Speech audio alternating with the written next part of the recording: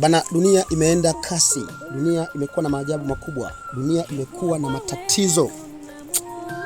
Fatana na mimi katika kisa hiki ndugu zanguni. Ni kisa cha kusisimua sana. Ni kisa cha kusikitisha, ambacho kwa namna moja au nyingine hata kukielezea haraka haraka inaleta kabisa shida. Yaani mpaka machozi yanaweza kutoka ndugu zanguni. Bana, klipu mnayoiona hapo inatembea. Huyo mtoto bwana ni mtoto pekee aliyezaliwa katika hiyo familia. Na hiki kisa kimetokea nchini Thailand. Nchini Thailand ndugu zangu.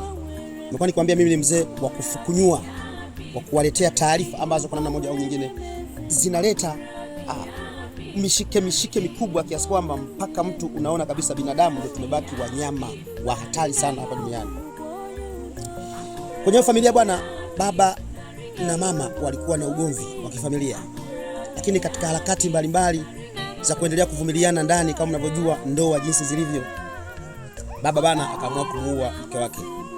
Kile cha kushangaza na cha kusikitisha, yule baba kwa gazba, yule baba kwa hofu, yule baba kwa hofu akaenda akachimba shimo, lakini shimo halikuwa refu, akamfukia ndugu zangu na kutoroka kwenye hii nyumba. Sasa mtoto katika pitipiti za kuendelea kumuita mama, kumtafuta mama pande zote, anamtafuta huku na kule na hampati. Bana, uwezo kaamini, alikanyaga akajikuta anaona sehemu ambayo kidogo kuna kama ulaini. Sasa akaanza kufukua, alivyofukua akabahatika kuona kichwa cha mama yake, kama mnavyoona jinsi ambavyo anaendelea kumfukua. Sasa akajua tu labda mama yake ameamua jifiche, alikuwa bado hajawa na akili nzuri ya kuweza kutambua nini maana ya hili jambo. Akaendelea kufukua huku akiwa anamuita mama yake kwa uchungu, akiwa huku yuko analia bila kupata majibu ndugu zangu.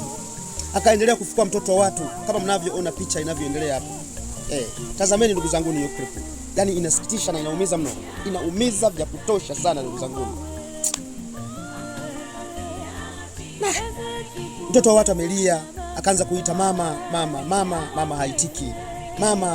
Mama haitiki. Kumbe mama yake alikuwa ameshakufa ndugu zangu. Kwa nini binadamu tunakuwa na tabia namna hii? Kwa nini binadamu tumekuwa na matukio ya ajabu? Hatuokopi. Kwa nini tumekuwa katika mazingira ambayo bora hata wanyama kuliko hata binadamu? Sisi mambo ambayo tunafanyana. Angalieni huo ukatili ambao huyo mama amefanywa. Angalieni majonzi ambayo mtoto ameachiwa katika mazingira magumu ya kutatanisha. Ndugu zangu, nauma sana, nasikitisha. Bali kuombe wewe ndugu mtazamaji, unanifuatilia, unayesikiliza hii simulizi na hiki kisa na mkasa kuweza kumtokea huyo mama na huyo mtoto. Bana, ushare hii video ili iweze kuwafikia watu wengine, waweze kuangalia ni mambo gani ambayo binadamu sasa hivi tunaamua kufanyana sisi kwa sisi na ukatili wa namna hiyo.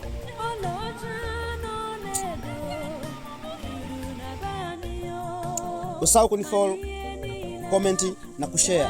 Lakini pia niwaalike katika ukurasa wangu wa YouTube. Nenda YouTube, andika Luseba TV, usisahau kusubscribe, kucomment na kuweka makopa mengi. Lakini pia usisahau kuweka ushauri ni jinsi gani tuweze kujiepusha na matukio ya kikatili ya namna hii. Asanteni sana ndugu zangu kwa kunisikiliza.